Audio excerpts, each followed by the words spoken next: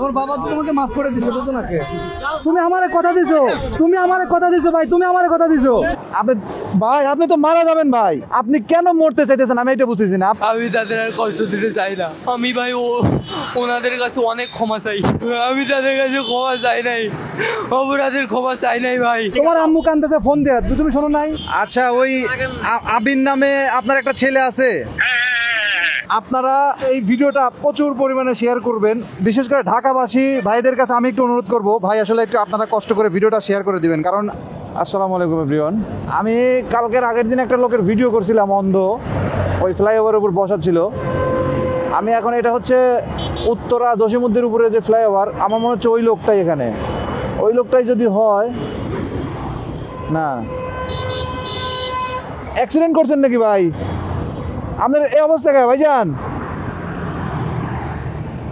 আল্লাহ ভাই, আপনার যে রক্ত রক্ত লেগে আছে আর কাঁপতেছেন কেন? কোনো সমস্যা? অ্যাক্সিডেন্ট করছেন তো? না, ভাগ্যে লেখা ছিল সেটা ঠিক আছে, মানে আমি আবার কালকের আগের দিন একটা লোকের ভিডিও করছিলাম, তো উনি সব অন্ধ, মানে আপনার মতো দেখা যায় পায়জামা পরা। এখন আমি বুঝতেছি না আপনার কোনো সমস্যার কারণে এরকম হয়েছে নাকি আপনি রাস্তায় থাকেন, একটু আমাকে ক্লিয়ার করবেন। এখানে বেশিক্ষণ দাঁড়ানো যাবে না, ফ্লাইওভার তো ভাই, মানে আপনার একদম পুরো শরীরে কেদা টেদা লেগে আছে। আপনি তো এমনি ঠিকও আছেন, বুঝতেছেন, কথাও বলতেছেন, আমার মনে হচ্ছে যে কেউ মারছে আর নাহলে অ্যাক্সিডেন্ট করছেন। দেখি হাতে এখান থেকে হাতে কেটে কেটে গেছে অল্প একটু, আপনার এখানে রক্ত লেগে আছে। ভাই আমাদের সাথে একটু বললে একটা সমাধান হবে, আর নাহলে চলে যাব। সমাধান নাই মানে কি হয়েছে বললে সমাধান তো হইতেও পারে বড় ভাই।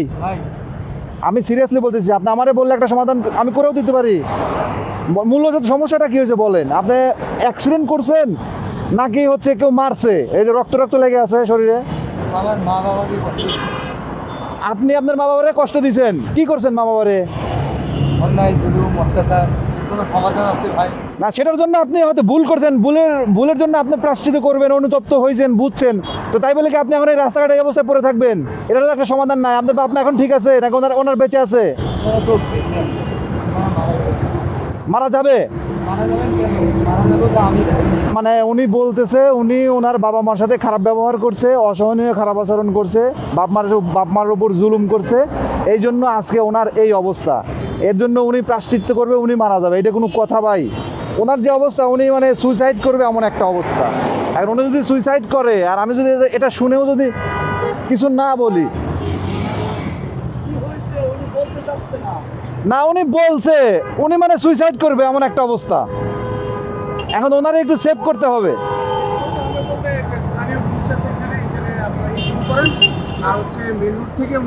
জি জি জি জি জি জি জি জি জি জি জি জি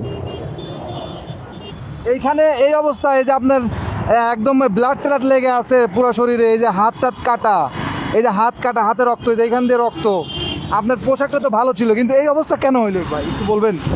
ভাই আমার এইটাই আসল রূপ ভাই। ধরেন আপনি যদি আপনি যেভাবে বলতেছেন আপনি আপনার বাবা মার সাথে ভুল করছেন, আপনার ভুলের প্রায়শ্চিত্ত আপনার হয়তো হয়ে গেছে বা আপনি তো অনুতপ্ত, তাহলে আপনি মূলত আপনি বলতেছেন আপনি মরে যাবেন, আপনি মরবেন কেন এটা বলেন? আল্লাহ আমাকে মৃত্যু মানে এত তাড়াতাড়ি দেবে না ভাই, দেখাবে না আগে।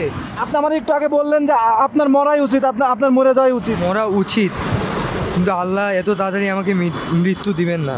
আমি তাদের জন্য কিছুই করতে পারি নাই, আমার জন্য সারা জীবন কষ্ট করে গেছেন, কিন্তু এর প্রতিদানে আমি কিছু তাকে দেই নেই, তাদের কিছু দেই নেই। আপনার গ্রামের বাড়ি কোথায়? রংপুর ভাই, আজকে রাতে বের হয়ে আসছি বাসা থেকে। আপনি বলতেছেন আপনার গ্রামের বাড়ি রংপুর থেকে কি আপনার বাবা মা সহ সবাই মিলে ঢাকায় থাকতেন? ঢাকায় থাকতাম ভাই, কিন্তু কালকে রাত্রে বের হয়ে আসতেন। আচ্ছা তাহলে চলেন আপনার বাসায় দিয়ে আসবো, আপনার বাবা মার কাছে দিয়ে আসবো, চলেন। বাবা মা আমার জন্য অনেক কষ্ট করছে ভাই, ওর শরীরেও কষ্ট, আমি তাদের বিনিময়ে কিছু দেই নাই। কালকের আগের দিন রাত্রে ব্রিজে একজন লোক মারা গেছে, আল্লাহ না করুক আপনি আছেন টেনশনে।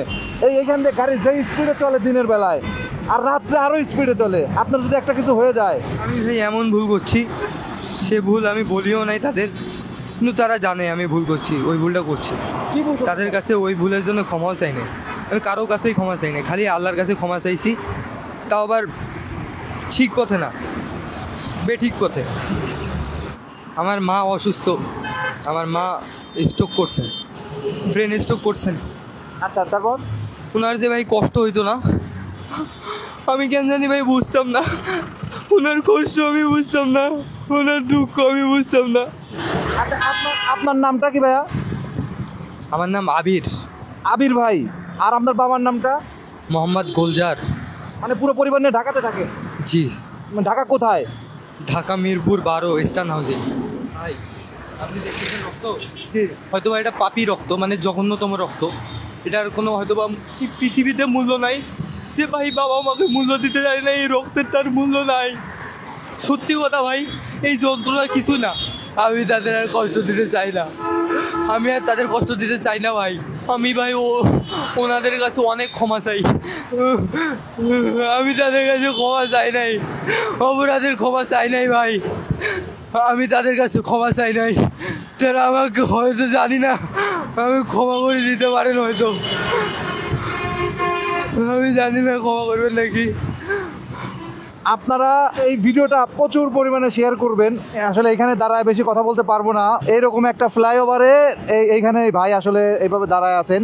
এখানে কালকের আগের দিন রাত্রে একজন মানুষ মারা গেছেন এই ফ্লাইওভারের উপরে।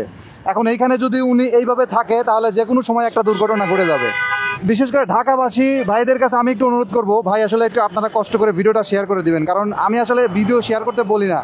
এই লোকটা হয়তো বাবা মার সাথে হয়তো খারাপ কিছু করছে, তার জন্য উনি খুবই অনুতপ্ত, কান্না করতেছেন এবং ক্ষমা চাইতেছেন। আর বাবা মা, ফ্যামিলি, ছোটো ভাইরা তো অবশ্যই ক্ষমা করবেন। আর সবচেয়ে বড় কথা হলো ওনার অবস্থাটা খুবই খারাপ, উনি কাঁপতেছেন, হাত পা কাঁপতেছেন, ওনার শরীরে ব্লাড লেগে আছে, অনেক জায়গায় ছোট ছোট অনেক জায়গায় কাটা।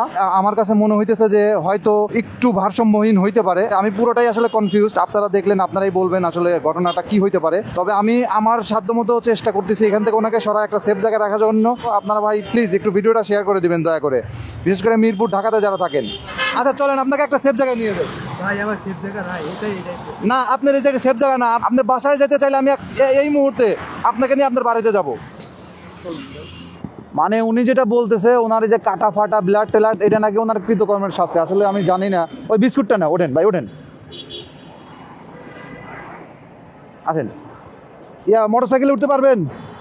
না, মোটর সাইকেলে উঠতে পারবেন না, কারণ হাত পা এখনই কাঁপতেছে। আসেন একটু হেঁটেই যাই, আসেন ভাই, দেখেন ওনার অবস্থাটা। এই যে আপনার এই হাতও তো কাটছে, হাতও কাটছে ভাই, আমার কোনো ব্যথা নাই।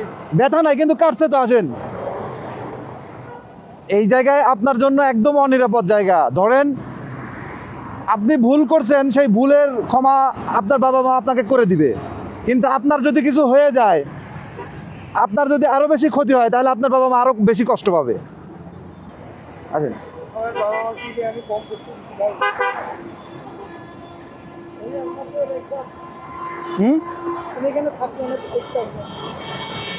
আপনাকে চলেন আপনার বাড়িতে নিয়ে যাই। দেখছেন ভাই, আপনি গাড়ি ঘোড়া কিচ্ছু মানতেছেন না, আপনি আমারে ছাড়াই আপনি চলে আসতেছেন। দাঁড়ান, মানে আপনি ভাই, আপনি তো মারা যাবেন ভাই। ভাই কিচ্ছু হবে না ভাই, আরে ভাই কিচ্ছু হবে না। না না, আপনি যেভাবে গেছেন আপনি মারা যাবেন। আপনাকে বাড়িতে দিয়ে আসি, চলেন আপনার বাড়িতে দিয়ে আসবো, যাবেন? আপনি যদি বাড়িতে যেতে চান আপনাকে বাড়িতে দিয়ে আসবো, আপনি যাবেন? ভাই কি মুখ নিয়ে যাবো? আপনি যেই মুখ নিয়েই যান, আপনি গেলে আপনাকে রাখবে, সমস্যা নাই। উনি বাড়িতে যেতে চাচ্ছে না। আর সবচাইতে বড় কথা হলো যে আমি যে ওনাকে মোটরসাইকেল করে নিয়ে যাব, উনি এইখান থেকে রাস্তাটা পার হওয়ার সময় না দেখে জোর করে ওই বাসের নিচে মানে পড়তেছিল আর কি। আমি ওনারে না আটকাইলে পারে উনি ওই বাসের নিচে পড়ে যেত। এখন এই অবস্থার মধ্যে যদি ওনাকে আমি বাইকে নিয়ে যাই, তাহলে আসলে বাইক থেকে যদি পড়ে যায় বা একটা কিছু করে, তাহলে আসলে অনেক সমস্যা হবে। আপনি কেন মরতে চাইতেছেন আমি এটা বুঝতেছি না। আপনি কি মনে করতেছেন যে আপনি না দেখে গাড়ির সামনে গেলে গাড়ি ব্রেক করতে পারবে? গাড়ি ব্রেক করতে পারবে না, আপনাকে মেরে দিবে। আসসালামু আলাইকুম। ওয়ালাইকুম আসসালাম। কে? আচ্ছা, ওই আবির নামে আপনার একটা ছেলে আছে?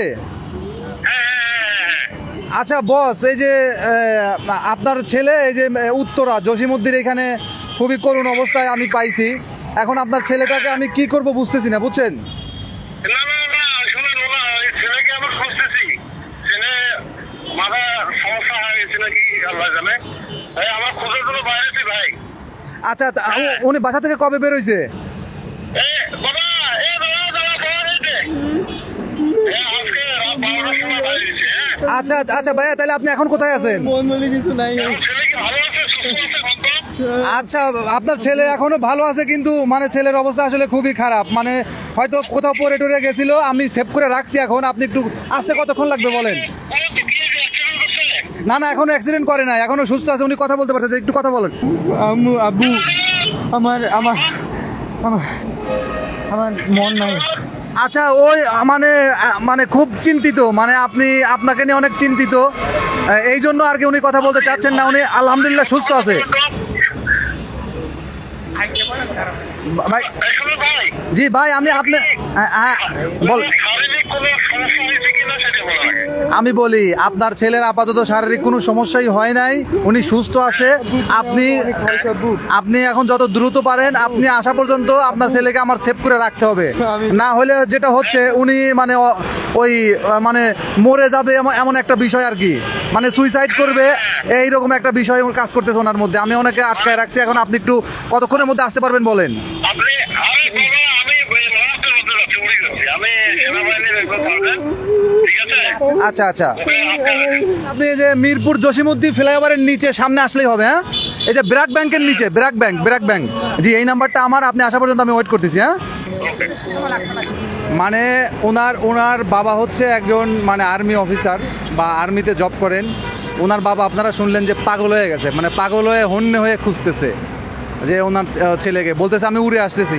যাই হোক, আমরা হচ্ছে ওনার বাবা আসা পর্যন্ত অপেক্ষা করব, ওনার বাবারে ওনাকে বুঝিয়ে দিয়ে তারপরে আমরা এখান থেকে যাব, কারণ না হলে উনি যে কোনো একটা দুর্ঘটনা ঘটায় ফেলতে পারে।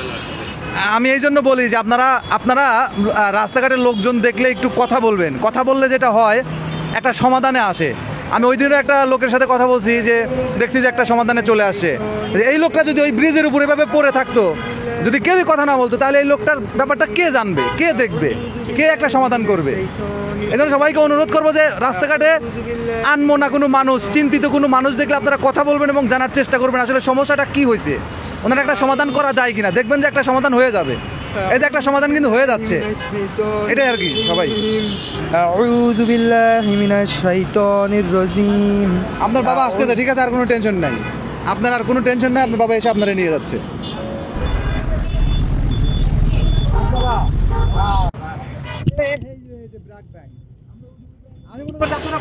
ছিলেন ভাই, আসলে আমার যা তা অবস্থা যাচ্ছে, আপনাদের অবস্থাও খারাপ, আমি বুঝতে পারছি। আসেন, ওই যে একটু সামনে আসেন, আসেন। আসলে ভাইয়েরা চলে আসছে বাইক নিয়ে, মানে এমন একটা অবস্থা। আপনারা কখন? সেই সকাল থেকে না? হ্যাঁ, আসছে, আসেন। দেখ, আল্লাহর কাছে হাজার হাজার শুকরিয়া যে ভাইয়েরা আসলে চলে আসছে। এই যে ওনার চিনতে পারছেন, আমার চিনছস, আমি অমি আগরতলা। ওনার তার মানে ওনার মাথায় সমস্যা। আমি বলি, আমি এই অবস্থায় পাইছি, ঠিক আছে, এখন হাতে টাতে অনেক জায়গায় কাটা ছাটা আছে। আমি এই অবস্থায় পাইছি, বুঝছেন?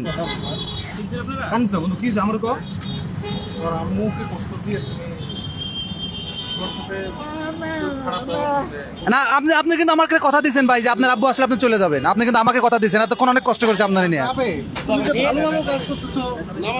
নামাজ পড়ে দোয়া পড়তেছে, সবকিছু ঠিক আছে, হঠাৎ করে মানে পরশুদিন থেকে একেবারে মাথা খারাপ, মানে হু করে কাটতেছে মসজিদে যা, মানে টাইম টেবিল ঠিক নেই। ওর আম্মু তো পাগল হয়ে যাবে। আমার ফোনে কথা বলছে তো, বলছে দেখ আমি ফোন দেন, বলেন যে পেয়ে গেছি, একটু ফোন দেন। আচ্ছা ভাইয়া, আমি বলি আপনারা এখন ওনাকে সরাসরি বাড়িতে নিয়ে গিয়ে তারপর ইয়ে করেন, কারণ হচ্ছে ওনার অনেক ওই এখান থেকে কাটাছাটা আছে, অনেক টিয়া ওঠা আছে, যে মাছি লাগতেছে, আর ও মরে যাওয়ার চেষ্টা করতেছে, এটা হলো সবচেয়ে মারাত্মক। আর 2-3 বার আমার হাত থেকে ছিটতে চলে গেছে বাসের নিচে। বাবা ইয়ে করো, সিএনজি নাও। আপনি একটা সিএনজি নিয়ে আসেন, কারণ মোটরসাইকেলে নিয়েন না। এই যে এইখানে ওনাকে বুঝাইতেছে, আর আমি হচ্ছে একটা সিএনজি নিয়ে আসবো, এই হলো অবস্থা। সিএনজি ভাই, যাবেন একটু মিরপুরে।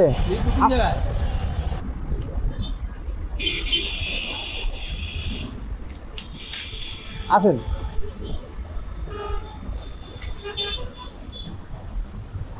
আঙ্কেল আঙ্কেল সিএনজি নিয়ে আসছি। ওই সিএনজি ও আসলে রোদ্রের মধ্যে বসা ছিল তো, এখানে সময় নষ্ট না করে সিএনজির মধ্যে যান আর কথা বলতে বলতে যান, এটা সবচেয়ে ভালো হয়। ফ্রেশ করে আর একটু যত্ন নিয়েন নাকি? আরে যত্ন নেই, অনেক ভালো মানুষ। আপনি আমার ফোন দিয়ে কয় কি আপনি দাঁড়ান, আমি উড়ে আসতেছি, আমি উড়ে আসি। ভাইয়া তুমি ভুল করো নাই বাবা। ও যদি কোনোভাবে বাইরে থাকে একটা অঘটন ঘটাবে ভাইয়া, ওইভাবে রাখে। কেন এরকম করতেছো বাবা? বন্ধু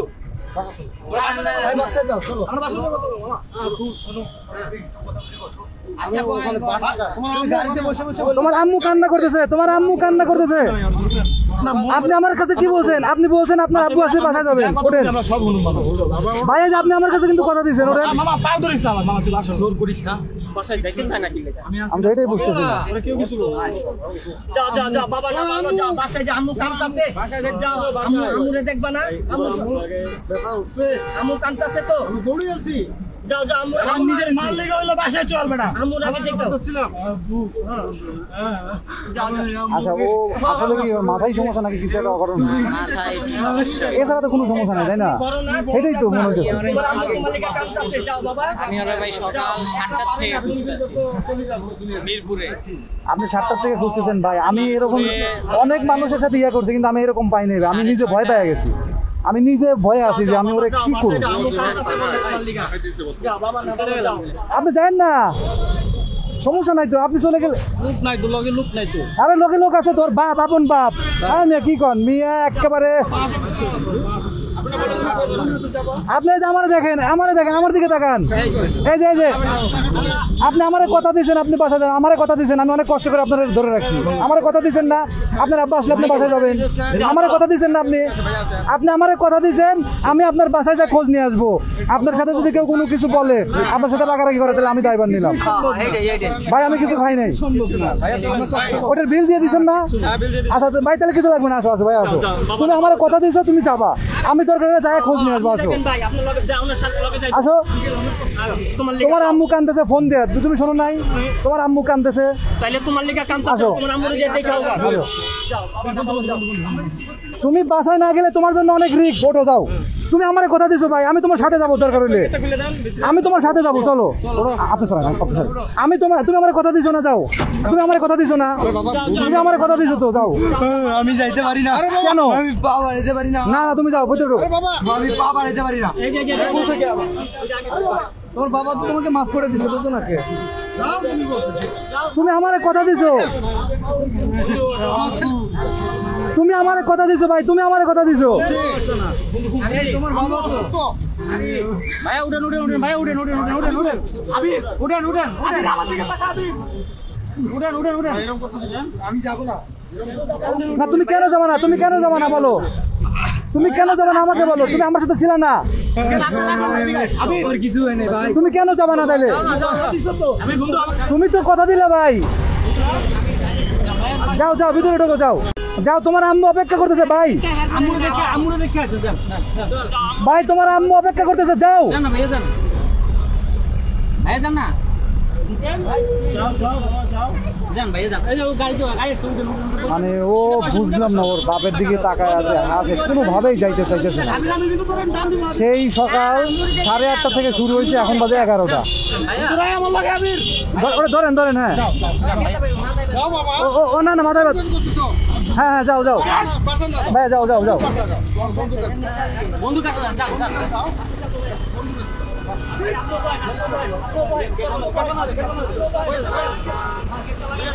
গেটে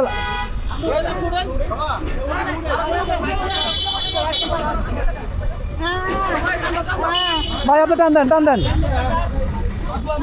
ওনার বাইক আছে, আপনি যান।